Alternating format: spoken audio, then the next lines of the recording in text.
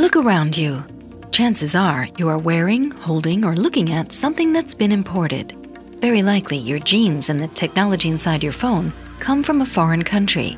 They are imported goods and services. Trade is part of our lives. It's what makes the world go round. But in today's world, trade is becoming more complex as more and more countries join the global economy. Imagine this complex trading network without common rules. It would be like a busy day on the road without traffic lights. That's where the WTO comes in.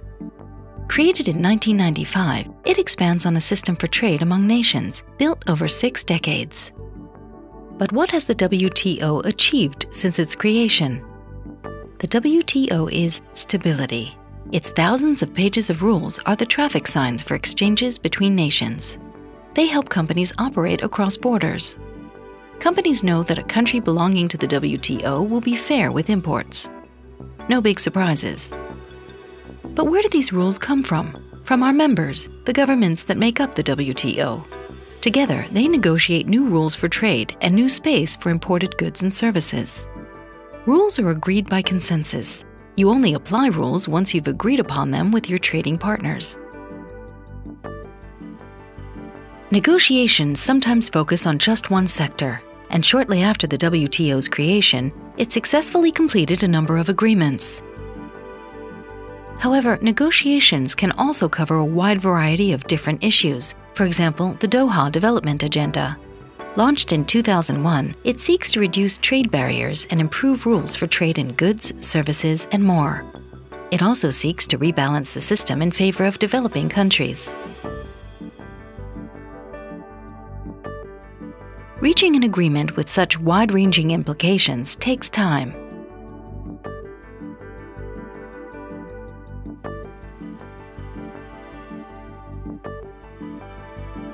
In 2008, members got close to a deal in major areas, but there was no consensus on every single topic. So the work continues and the objective remains the same: to update the trading system for the 21st century.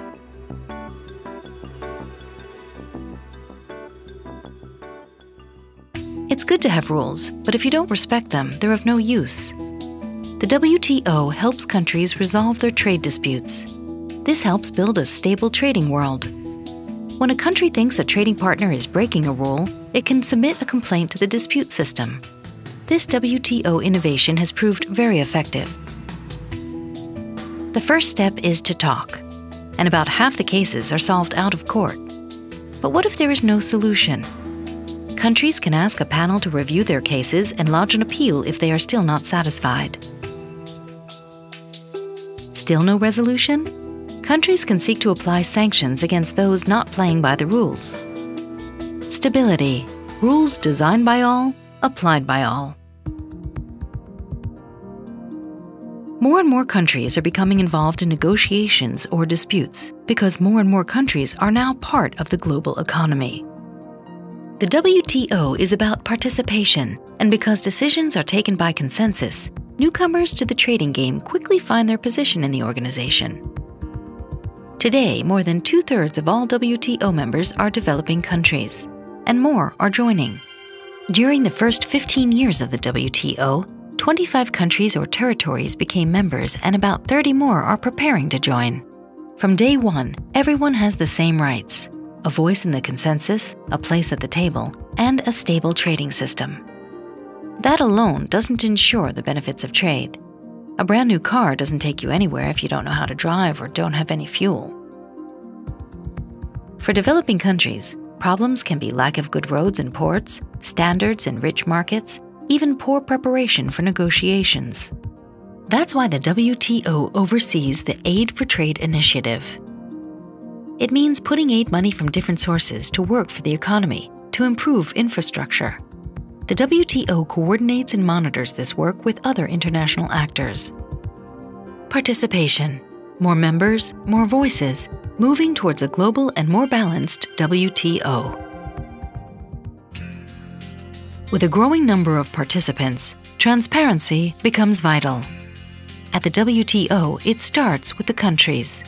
Each of our members informs their trading partners about any changes in trade policy that may affect them. And every few years, they each answer questions from other countries about their global trade policy. But transparency goes beyond governments. That information is available to everyone: businesses, the civil society, the general public, those that make trade happen, including you. Transparency is crucial in times of crisis. As the recession hit, the WTO examined closely its impact on trade. Good, timely information helped governments to keep protectionism at bay. Transparency. Free and open exchange of information for healthier trade. Some critics of trade and globalization have sought to make WTO activities more accessible. So, the WTO has become more open. Openness means promoting debate, listening, reaching out. The annual public forum is an opportunity for debate with the civil society. Since 2001, the WTO has been inviting critics and supporters alike to organize public discussions about trade. The WTO has also opened up its day-to-day life and invites the public to follow dispute hearings if the countries involved want to take that step. Being more open also means putting trade in context. By cooperating with other institutions, the WTO gains a better understanding of how trade impacts on and benefits other areas. The environment, for example, is now part of negotiations, and the WTO has been active in research on how trade and climate change interact. Being open also means opening one's doors. Once a year, the WTO invites the public to look at the place where their governments negotiate, solve disputes, and share information. Openness. Connecting the WTO with the outside world. Negotiating, solving disputes, sharing information, opening doors. Who would think a pair of jeans would require so much work? The world is now more connected. Things change faster.